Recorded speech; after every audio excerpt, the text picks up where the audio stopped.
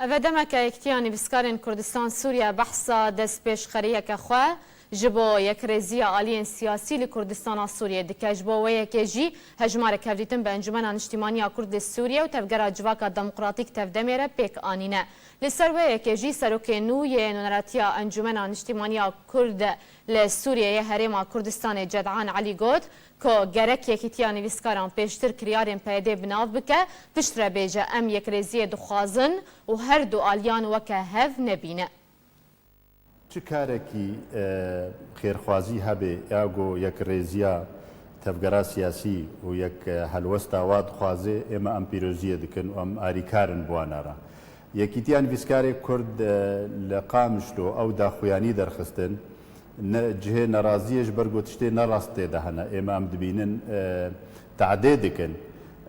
ما و دەستهلاتا پەیادێ ئاگۆ ئەمر واقع چێ بێ سڵتەت ئەمر واقع مدخنه وکه هفدو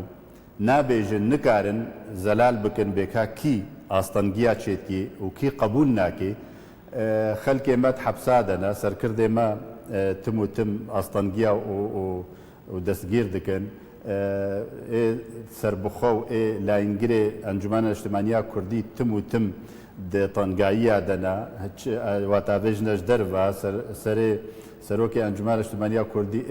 بري ماموستا سعود ملا ماموستا ابراهيم برو حتى انها قد خيال سرفقري سوري اجي وغيري مجي وقت يوم كنا هندرو انا اجي ام نكار نهارنا هندرو قالك حوالي ما منع دكن انجي واتافيجنش درفا سينورا باچي گول سر خلکت دینن لشکریانا چارا گو کرنا کوچبریا گوچه بویان آستانگی و زحمتی و کهربا و خدمتگزاری و یعنی عائله کردیش هفدو کتیا سده موی دستلاتا پیاده گرک یکیتیا نویسکارا واتشتا زلال بکن و بیجن تفلی ولو ام تخوازن هون یک بن یعنی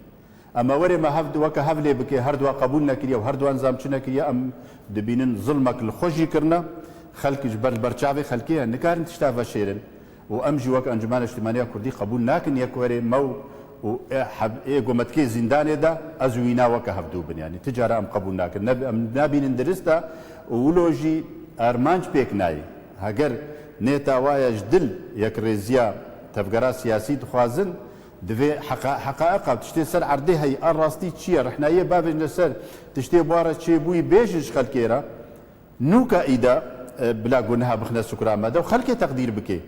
او نرخ بكن بكا كي قنها كارياوي حتى بكو دريا نسبتا بينا حتى بكو دريا ولو بكن انا خو خصنا شاشتي كمظن دا ازبيقي